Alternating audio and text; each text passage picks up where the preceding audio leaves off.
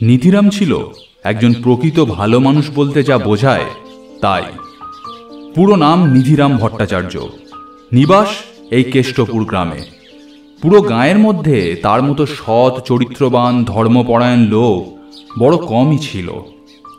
এমনিতেই যত আমরা সভ্যতার দিকে এগিয়ে যাচ্ছি, মানুষের মন থেকে এই সব বিষয়গুলো ধীরে ধীরে বিলুপ্ত হয়ে যাচ্ছে। কিন্তু ভগবান কোনো কারণে এই সব গুণের ভাগ নিধিরামের শরীরে একটু বেশি দিয়েছিলেন। লোকের দুঃখ কষ্ট নিধিরাম চোখে দেখতে পারত না। তাদের গ্রামটি খুব বিশাল না হলেও মাঝারি ধরনের বর্ধিষ্ণু গ্রাম ছিল। মোদ্দা কথা, গ্রামের সবাই কোনো না কোনো উপায়ে তাদের দুবেলার পেটের অন্ন ঠিক জোগাড় করে নিত। গ্রামে একটিমাত্র জমিদার কেশব নারায়ণ। তিনি লোক মন্দ ছিলেন না। দান ধ্যান, বহু মানুষের উপকার তিনি করেছেন। তবে এই 5 বছর হচ্ছে তিনি মারা গিয়েছেন। বয়স হয়েছিল জমিদার মশাইয়ের। এখন তার ছেলে প্রতাপ নারায়ণ সমস্ত জমিদারির মালিক হয়ে বসেছেন। সে বাবার মতো দান ধ্যান বা লোকের উপকার না করলেও সে যে মন্দ লোক এমন বদনাম তার রটেনি। জমিদারের নিচে রয়েছে গ্রামের মোড়ল বিষ্ণুপদ। বিষ্ণুপদ কিছুটা দুমুখ সাপের মতো। কোনো লোক তার কাছে সাহায্য চাইতে এলে সে তাকে না বলে ফিরিয়ে দেয় না। আবার সেই সাহায্য চাইতে আসা লোকটিও শেষ পর্যন্ত আশ্বাস ছাড়া আর কিছুই পায় না। কিংবা এরকম করে বললে তোমাদের বুঝতে অনেকটা সুবিধা হবে। প্রজাদের দুঃখ কষ্ট শুনে প্রজাদের উদ্দেশ্যে সে বলে, জমিদার মশাইয়ের এটা কিন্তু ঠিক হয়নি বাবু, তোমরা তো ঠিক কথাই বলছো। আবার জমিদার মশাইয়ের কাছে গিয়ে বলতো, হ্যাঁ জমিদার মশাই, গ্রামের ওইসব ছোট লোকগুলো বেশি মাথা চাড়া দিয়ে উঠছে, ওদেরকে একদম বাড়তে দেবেন না। গ্রামের এইসব ভালো মন্দ নিয়ে তাদের একরকম দিন কেটে যাচ্ছিল। সময়টা ছিল ফাল্গুন মাসের এক বারবেলা। নিধিরাম উঠানের রোয়াকে একটি বাঁশের খুঁটির গায়ে হেলান দিয়ে বসে তামাক খাচ্ছিল। নিধিরাম নানান রকম কথা মনে মনে ভাবছিল, আর সামনের গোধূলি বেলার অপরূপ দৃশ্যের ছবি দেখছিল। আকাশে লেগে থাকা লালচে বেগুনি রং ধীরে ধীরে হারিয়ে গিয়ে এখন অন্ধকার নেমে আসছে। পাখিরা সারবদ্ধভাবে আকাশের উপর দিয়ে উড়ে যাচ্ছে, ফিরে যাচ্ছে তাদের বাসায়। সামনে দাঁড়িয়ে থাকা আম গাছটার ডালের নতুন পাতা গজিয়েছে। সামনের দৃশ্য এত সুন্দর হলেও নিধিরামের মনটা কয়েকদিন থেকে ভালো নেই। আজ তো একেবারেই তার মন মেজাজ ভালো নয়। তার মন বলছে কিছু একটা ক্ষতি বা বিপদ বা কি যে হবে সে জানে না, তবে কিছু একটা যে হবে এটা যেন তার মনে বারবার ধাক্কা মারছে। তার একটা বড় কারণ, এই গ্রামের একটি লোক মধু। লোকটি বড় ভালো ছিল, গরিব, কিন্তু পরিশ্রম করে নিজের পেটের ভাত জোগাড় করত। গাঁয়ের 5 জনের সাথে তার সদ্ভাব ছিল। নিধিরামকে দেখতে পেলে মধু ঠাকুরমশাই বলে পেন্নাম করত। কিন্তু এই 4-5 দিন আগে হঠাৎ গভীর রাতে মধুর বাড়িতে আগুন লেগে যায়। পুরো বাড়ি পুড়ে ছাই হয়ে যায়। সেই আগুনের দাপটে মধুও সেখানে পুড়ে মারা যায়। গ্রামের সবাই বলছে হয়তো রাত্রিবেলা কেরোসিন ল্যাম্প জ্বেলে শুয়েছিল সে। সেটা কিছুভাবে উল্টে গিয়ে এই বিপদ ঘটেছে। এসব নানান কথা আপন মনে ভেবে চলেছে নিধিরাম। হঠাৎ তার হুঁশ ভাঙল একটা কর্কশ কণ্ঠে, আপনি কি ঠাকুর মশাই? এমন কর্কশ গলা শুনে হঠাৎ নিধিরাম চমকে গেল। তারপর দেখল চারিদিকে গভীর কালো অন্ধকার নেমে গিয়েছে। তার মধ্যে একটি লোক দাঁড়িয়ে আছে। লোকটি আপাদ মস্তক কালো চাদরে ঢাকা। তবে এই গরমের দিনে চাদর গায়ে দেওয়ার দরকারটা কি? নিধিরাম সেটা ঠিক বুঝল না। আর বেশি না ভেবে সে বলল, হ্যাঁ আমি নিধিরাম ভট্টাচার্য। কি ব্যাপার বলুন তো? না তেমন কিছু না, তবে আপনার সাথে একটু দরকার ছিল। তা আপনি আসছেন কোত্থেকে? সেই অনেক দূর থেকে। এই অনেক দূর যে কতখানি দূর তা নিধিরাম বুঝতে পারল না, তবে লোকটাকে দেখে মনে হলো সত্যিই সে অনেক দূর থেকে আসছে। তাই নিধিরাম ব্যস্ত হয়ে বলল, বসুন, আমি আপনার জন্য একটু জল খাবারের ব্যবস্থা করি। না, তার দরকার নেই। আপনাকে একটি কথা বলতে এসেছি, বলেই চলে যাব। আবার যেতেও তো হবে অনেকটা পথ। মশাই, মানে বলছেন অনেক দূর থেকে এসেছেন, এতটা পথ এসে এই ক্লান্ত শরীর নিয়ে আবার ফিরে যাবেন? আজকের আমার বাড়িতে থেকে বিশ্রাম করে কাল না হয় যাবেন। না, আপনি ঠাকুর মশাই আর আমি ছোট জাত। দেখুন, আমি ঠাকুর মশাই তা ঠিক, তবে আমি আমি এত সব জাতপাত বিশ্বাস করি না। আমাদের একটাই জাত, আমরা মানুষ। আর শাস্ত্রে বলে অতিথি ভগবান। তাই আপনি না খেয়ে গেলে আমার গৃহের অকল্যাণ হবে। সত্যি আমার খিদে নেই, আমি খেতেও পারবো না। আপনি ব্যস্ত হবেন না, বসুন। আপনাকে একটা কথা বলি, আজ থেকে 1 সপ্তাহ পরে আপনাদের গ্রামে ঘোর বিপদ আসছে। বিপদ? কি ধরনের বিপদ? তা তো ঠিক জানি না, তবে সেই বিপদে কেউ বাঁচবে না। আপনি এখান থেকে চলে যান, তাহলে আপনি বেঁচে যাবেন। আপনি কে বলুন তো? মশাইয়ের পরিচয়টা? পরিচয় দেওয়ার কোনো দরকার দেখি না, আপনাকে সাবধান করে দিয়ে গেলাম। আপনি ভালো চান তো এই গ্রাম ছেড়ে চলে যান, না তো বাদ বাকিদের মতো আপনিও মারা পড়বে। সে বিপদ পুরো গ্রামকে গ্রাস করে ফেলবে। আর 1 সপ্তাহ বেশি সময় নেই, এবার আমি আসি।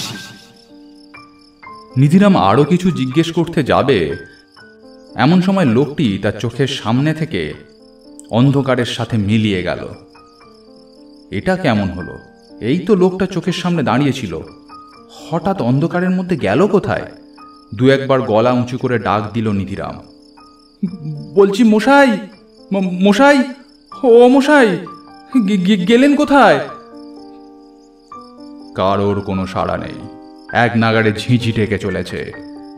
অবাক কাণ্ড, লোকটি হঠাৎ করে এলোই বা কোথা থেকে, আবার চলে গেলই বা কোথায়?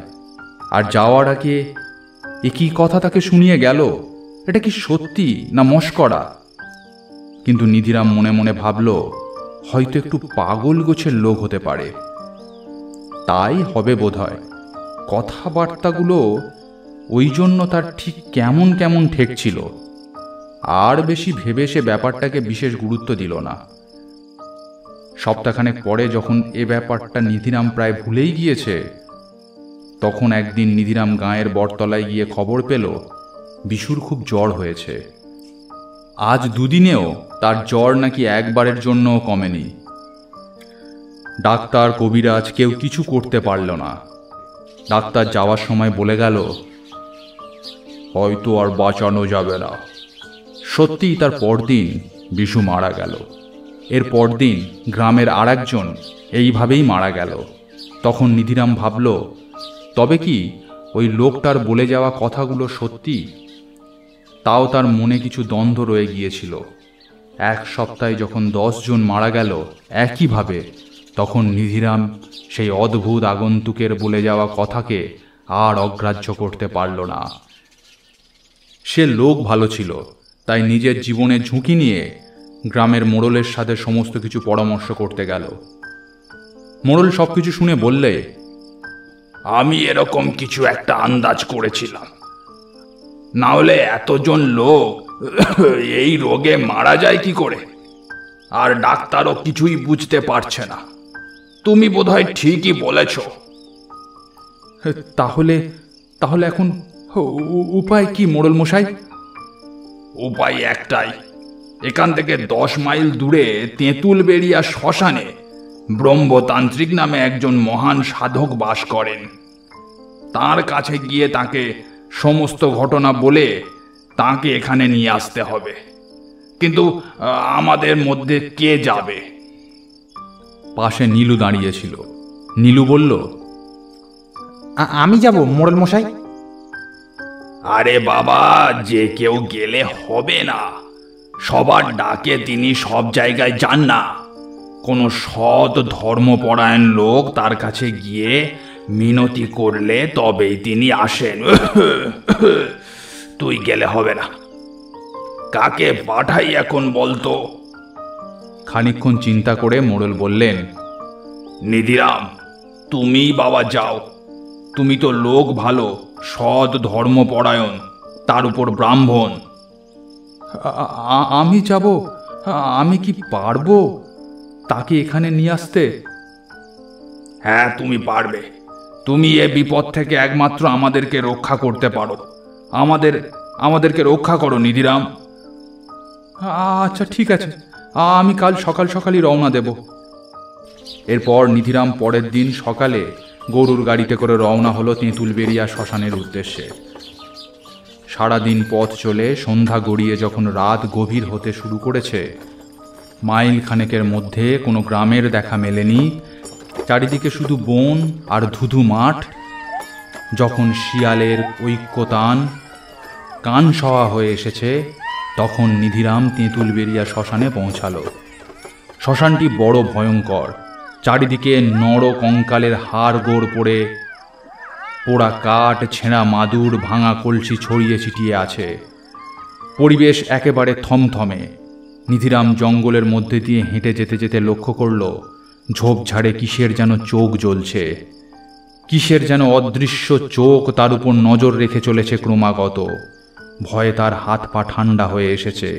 ইষ্টনাম জপ করতে করতে এক সময় জঙ্গলের একটি জায়গায় এসে নিধিরাম দেখল, একটা বড় ঝাঁকড়া গাছের তলায় ব্রহ্মতান্ত্রিক বসে আছে। তার সামনে হোমকুণ্ডে আগুন জ্বলছে। তান্ত্রিক এক মনে বিড়বিড় করে মন্ত্র উচ্চারণ করে চলেছে। নিধিরাম তার কাছে এসে দাঁড়াতেই তান্ত্রিক চোখ খুলল। কে তুই? এত রাতে শ্মশানে এসেছিস কি মতলবে? আগে আগে বাবা, আমি কোনো খারাপ উদ্দেশ্যে এখানে আসিনি। আমি এসেছি আপনার দর্শন করার জন্য। দর্শন হয়েছে তো, এখন চলে যা এখান থেকে। আগে বাবা, আমাদের গ্রামে বড় বিপদ। তোদের গ্রামে বিপদ তো তোরা সবাই মিলে সেই বিপদকে ঠেকা। আমি কি করব? আগে হ্যাঁ হ্যাঁ, আমরা যদি পারতাম তাহলে আমরা করতাম, কিন্তু হে আমাদের কর্মের কাজ নয়। আমার মনে হয় কোনো অশুভ শক্তি এমনটা করছে। অন্য কারোর কাছে গিয়ে দেখ, আমি যেতে পারবো না। বাবা একটি বার বললাম না যেতে পারবো না। একবার বললে কানে কথা ঢোকে না? বাবা, গ্রামের সবাই এক এক করে মরছে, আপনি চলুন। 1 সপ্তাহে 10 জন মরে গিয়েছে। বাবা, আরো বেশ কিছু লোক ওই একই রোগে ভুগছে। তারাও হয়তো কাল পরশুর মধ্যে মারা যাবে। তান্ত্রিক খানিকক্ষণ চুপ করে থাকলো। তারপর, কি হয়েছে তোদের গ্রামে? আগে বলছি বাবা।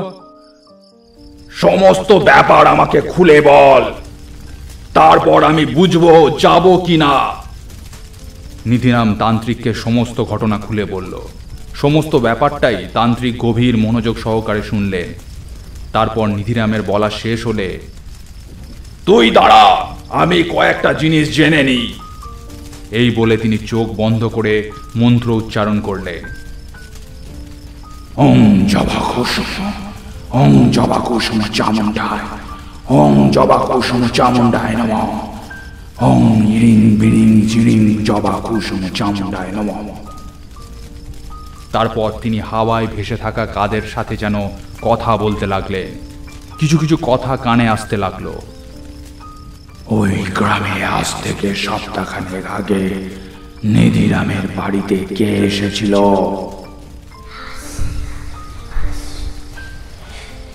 কেন গ্রামের উপর কালো ছায়া নেমে এসেছে?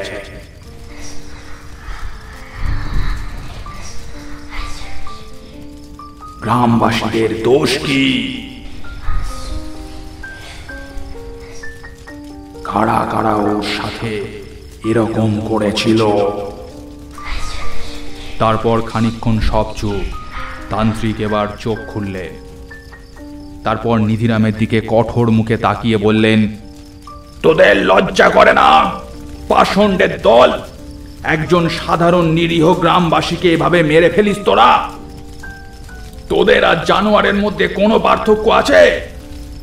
তোরা গ্রাম ছেড়ে বনে গিয়ে থাক, বুঝলি? বাবা, আপনি এসব কি বলছেন? আমি তো কিছুই বুঝতে পারছি না। কাকে মেরে ফেলেছি আমরা? ন্যাকা, কিছু জানো না? না, এখান থেকে দূর হয়ে যা। সত্যি বলছি বাবা, বিশ্বাস করুন, ঈশ্বরের নামে শপথ করে বলছি, আমি সত্যি কিছু জানি না। আমাকে সমস্ত ব্যাপারটা খুলে বলুন। আজ থেকে সপ্তাহখানেক আগে তোদের গায়ে মধু বলে একজন আগুনে পুড়ে মারা যায়। আগে হ্যাঁ, মধ্যরাতে কিভাবে তার বাড়িতে যেন আগুন লেগে যায়। সবাই বলছিল কেরোসিন ল্যাম্প উল্টে গিয়ে আগুন লেগে গিয়েছে। কেরোসিন ল্যাম্প উল্টে গিয়ে আগুন লেগে মরেনি, তোদের জমিদার প্রতাপ নারায়ণ তাকে পুড়িয়ে মেরেছে। জমিদার মশাই তাকে মারবে কেন? সবই সম্ভব। সমাজে বাস করা তোদের মতো নিকৃষ্ট মানুষ আর এই পৃথিবীতে নেই। তোরা হলি বনের পশু, পশু তোরা। কিন্তু জমিদার তাকে পুড়িয়ে মারলো কেন বাবা? জমিদারের বাবা গরিব মধুকে কিছুটা জমি দান করেছিল ঘর বেঁধে থাকার জন্য। আর ওই জমিদারের ছেলে পাষণ্ড ওই জমিতে একটা গোশালা খুলবে বলে ঠিক করেছিল। তাই মধুকে বলেছিল জমি ছেড়ে চলে যেতে। মধু যেতে রাজি হয়নি। গ্রামের বড় বড় মাথার কাছে গিয়ে ভিক্ষা করেছিল সাহায্যের জন্য। তাকে সাহায্য করা মানেই তো জমিদারের বিরুদ্ধে যাওয়া, তাই কেউ রাজি হয়নি। তাই জমিদার গভীর রাতে গিয়ে তার ঘরের দরজায় তালা বন্ধ করে দেয় এবং বাড়িতে আগুন লাগিয়ে দেয়, জ্যান্ত জ্বালিয়ে ফেলে একটা মানুষকে। তাই তোদের সাথে যেটা হচ্ছে একেবারে ঠিক হচ্ছে। তোদের সাথে এরকম হওয়াই উচিত। আমি যাব না তোর সাথে, তুই ফিরে যা। তুই লোক ভালো বলেই তোর কাছে ও এসেছিল তোকে সাবধান করে দিতে। ফিরে যা, ফিরে যা, আমি যাব না। দূর হয়ে যা আমার চোখের সামনে থেকে, নরকের কীট। বাবা, বাবা, আমরা নয় পাপী নরকের কীট, কিন্তু ছোট ছোট বাচ্চা শিশুগুলো, তারা তো কোনো দোষ করেনি বাবা। 10 জনের মধ্যে 3টে শিশুও মারা গিয়েছে। বাবা, আপনি কিছু একটা করুন। আপনি ওই শিশুগুলোর মুখের দিকে তাকিয়েও যাবেন না বাবা। বাচ্চাগুলো কি এইভাবেই মরবে? তান্ত্রিকের চোখের দৃষ্টি একটু নরম হলো। খানিকক্ষণ চুপ করে থেকে তিনি বললেন, ঠিক আছে, বাচ্চাগুলোর কথা ভেবে আমি তোর সাথে যাব, কিন্তু আমি শুধু চেষ্টা করতে পারি মাত্র, পুরোপুরি কথা দিতে পারবো না যে এই বিপদ থেকে তোদের রক্ষা করতে পারবো। হ্যাঁ হ্যাঁ, আপনি চলুন বাবা, সেটাই আমাদের জন্য অনেক। বাচ্চাগুলোর প্রাণ তো রক্ষা পাবে। চলুন। গরুর গাড়ি এনেছিস? হ্যাঁ এনেছি বাবা, বাইরে দাঁড়িয়ে আছে। তুই গিয়ে অপেক্ষা কর, আমি যাচ্ছি। তারপর তারা সারা রাত গরুর গাড়ি চড়ে বেলা গড়িয়ে যখন দুপুর হতে শুরু করেছে, তখন তারা কেষ্টপুর গাঁয়ে এসে পৌঁছালে।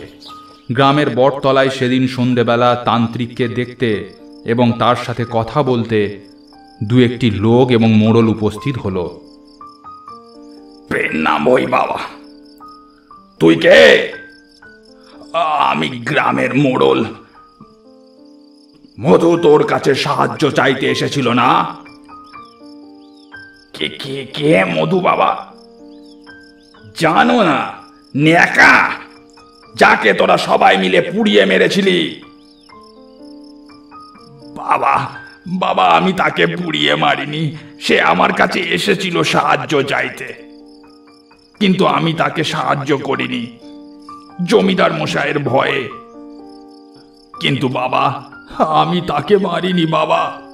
আমাকে ক্ষমা করে দিন বাবা, ক্ষমা করে দিন। ক্ষমা? তোদের গায়ের বাচ্চাগুলোর কথা ভেবে আমি শুধু এসেছি, না তো তোদের মতো পাষণ্ডকে আমি নিজেই জ্বালিয়ে মারতাম। ক্ষমা? তারপর নিধিরামের দিকে তাকিয়ে তান্ত্রিক বললেন, তোকে যা যা আনতে বলেছিলাম কালকের মধ্যে জোগাড় করবি। কালই আমি হোম করব, ঠিক সকাল 10টা থেকে হোম শুরু হবে। আজ্ঞে বাবা, বেশিরভাগই জোগাড় হয়ে গিয়েছে। আমি বাকিটাও জোগাড় করে নেব, আপনি কোনো চিন্তা করবেন না। পরদিন সকাল 10টার সময় সমস্ত হোমের আয়োজন করা হলো। গ্রামের 4-5টি লোক আর মোড়ল নিধিরামের বাড়িতে এসে উপস্থিত হয়েছে। হোমটি তার বাড়িতেই সম্পন্ন হচ্ছে। সমস্ত আয়োজন শেষ করে তান্ত্রিক হোমে বসলেন। আমি সমস্ত গ্রামবাসীদের উদ্দেশ্যে বলছি, আমি সবাইকে কথা দিতে পারছি না যে বিপদ পুরোপুরি কাটাতে পারবো, তবে যদি হোম সম্পন্ন করি বিপদ কেটে যাবে। এই বলে তান্ত্রিক চোখ বন্ধ করে মন্ত্র উচ্চারণ শুরু করলেন। ওম জবা কুসুম, ওম জবা কুসুম চামুণ্ডায় নমঃ। ওম ইং বিং ক্রিং জবা কুসুম চামুণ্ডায় নমঃ। ওম কালী কপালিনী চামুণ্ডায় মহাকালী শক্তি রূপে নমঃ। প্রথম বেশ কিছুক্ষণ কোনো উপদ্রব হলো না। তান্ত্রিক এক মনে মন্ত্র উচ্চারণ করে চলেছেন এবং মাঝে মধ্যে হোমে আহুতি দিচ্ছেন। হোমের আগুন গনগনিয়ে জ্বলছে। এমন করেই বেশ কিছুক্ষণ চলল। তারপর হঠাৎ আকাশ কালো মেঘে আচ্ছন্ন হয়ে গেল। মুহুর মুহুর বজ্রপাত আকাশের বুক চিরে যেতে লাগলো। দিনের বেলাতেও আঁধার ঘনিয়ে এলো। জোরালো হাওয়া উঠল। এ যেন হাওয়া নয়, এক অশরীরী সমস্ত হোমের আয়োজনকে তছনছ করে দিতে চাইল। তান্ত্রিক অবিচলিতভাবে মন্ত্র পড়ে চলেছেন। এক সময় হাওয়া বন্ধ হয়ে বজ্রপাতের দাপট বাড়ল। বজ্রপাতের শব্দের মধ্যেও তান্ত্রিকের মন্ত্র উচ্চারণ শোনা গেল। একটা বজ্রপাত একেবারে হোমকুণ্ডের পাশেই পড়ল। তার ফলে হোমের চারিদিকে বৃত্তাকারে আগুন জ্বলে উঠল। সবাই এ দৃশ্য দেখে ভয় পেয়ে গেল। তাতেও তান্ত্রিক অবিচলিত। আগুনটিও যেন কিছুক্ষণ জ্বলার পর ধীরে ধীরে নিভে এলো। আরো জোরে জোরে বজ্রপাত পড়তে লাগলো। এমন সময় গ্রামের জমিদার ছুটে এসে হাঁপাতে লাগলেন। মোড়ল তার কাছে গিয়ে বলল, জমিদার মশাই, কি হয়েছে জমিদার মশাই? সর্বনাশ হয়ে গেছে, আমার সমস্ত বাড়িতে আগুন লেগেছে। কি করে? হঠাৎ একটা বাজ পড়ল বাড়ির উপর, তারপর সমস্ত বাড়ি জ্বলতে শুরু করলো আগুনে।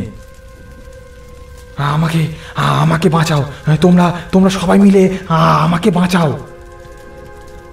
আপনি এখানে দাঁড়ান, তান্ত্রিক বাবা হোম করছেন। হোম শেষ হলেই আমরা রক্ষে পাবো। এমন সময় একটা অদ্ভুত দৃশ্য দেখে গায়ের রক্ত হিম হয়ে গেল। আকাশের সমস্ত কালো মেঘ ঘুরতে ঘুরতে এসে সেই আগুনের মধ্যে ঢুকে যেতে লাগলো।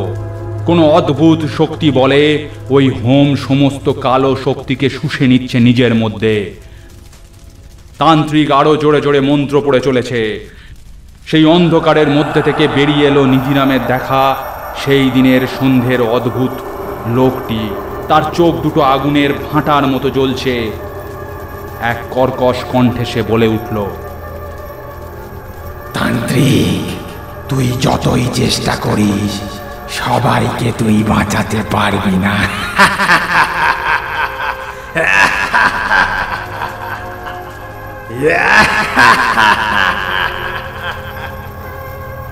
এ দৃশ্য দেখে সবাই ভয়ে কাঁপতে লাগলো। সবার গলা শুকিয়ে গেল। হৃৎপিণ্ড লাফাতে শুরু করলো। শরীরের রক্ত জল হয়ে এলো ভয়ে। তান্ত্রিক এবার চোখ খুললেন। তুই মধু? আমি মধু। জানি তোর সাথে খুব অন্যায় হয়েছে, তাই বলে তুই এই গ্রামের ছোট্ট ছোট্ট নিষ্পাপ শিশুগুলোকে মেরে ফেলতে পারিস না। মারতে আর দিলি কোথায়? ভেবেছিলাম পুরো গ্রামটাকে জনশূন্য করে দেব, তবে সবাইকে তুই বাঁচাতে পারবি না তান্ত্রিক। সবাইকে না বাঁচাতে পারি, তবুও ওই ছোট ছোট শিশুগুলোকে তো বাঁচাতে পারবো। তুই মহান সাধক, তোকে আমি আমার শক্তি দিয়ে হারাতে পারবো না, কিন্তু এ পর্যন্ত বলে প্রেত ঘুরে দাঁড়ালো জমিদার এবং মোড়লের দিকে। তাদের প্রতি অগ্নিদগ্ধ দৃষ্টি নিক্ষেপ করে বলল, তোদেরকে কে বাঁচাবে এবার? আমাকে পুড়িয়ে মেরেছিলিস না? আর তুই না গ্রামের মোড়ল? গ্রামের সবার সুখ দুঃখে পাশে থাকার জন্যই তোকে সবাই গ্রামের মোড়ল করেছে। আর তুই কিনা সারাক্ষণ জমিদারের হয়ে কথা বলিস, তুইও তোর শাস্তি পাবি। এই বলে প্রেত তার দুই হাত শূন্যে তুলল এবং তৎক্ষণাৎ তার দু হাতে আগুন জ্বলে উঠল। এর সাথে সাথে মোড়ল আর জমিদারের গায়ে আগুন জ্বলে উঠল। দেখে মনে হলো ঠিক যেন দুটো কেরোসিন মাখানো মশাল আগুনের ছোঁয়া পেয়েই ধপ করে জ্বলে উঠেছে। তারা গায়ে আগুন মেখে যন্ত্রণায় এদিক ওদিক ছুটে বেড়াতে লাগলো এবং চিৎকার করতে লাগলো, মরে গেলাম, মরে গেলাম, মরে গেলাম, মরে গেলাম, চলে গেলাম, চলে গেলাম, জল জল। দেখ জ্যান্ত মানুষ চললে কেমন আরাম।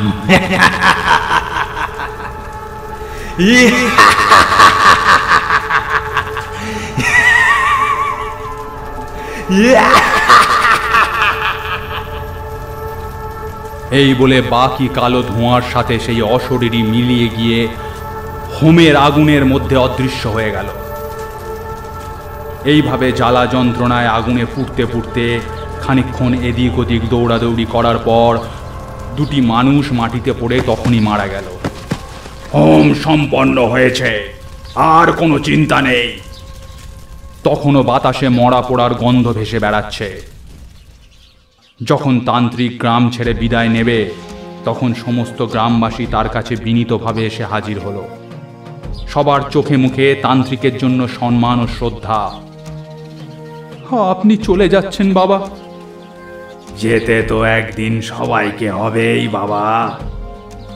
আপনি যে আমাদের কি উপকার করলেন বাবা, সে একমাত্র স্বয়ং ভগবানই জানেন। তুই বড় ভালো মানুষ নিধিরাম, তোর মতো মানুষ এ সময় আর বড় দেখা যায় না। তুই হবি আজ থেকে এই গায়ের মোড়ল, আমি ঘোষণা করে গেলাম। তুই পারবি এই গ্রামবাসীদের সুখ স্বাচ্ছন্দ্যের খেয়াল রাখতে। এখন আমি আসি। মনে রাখিস, সামান্য কিছু লোভের জন্য কখনো নিজের মনুষ্যত্ব বিক্রি করিস না শয়তানের হাতে। ভালো থাকিস। জয় মা কালী। এই বলে তান্ত্রিক বিদায় নিলেন এবং সবাই নিধিরামকেই গ্রামের মোড়ল হিসাবে মেনে নিল। কারণ নিধিরাম তাদের জন্য যে আত্মত্যাগ করেছে তার জন্য পুরো গ্রামবাসী তার কাছে চিরকৃতজ্ঞ।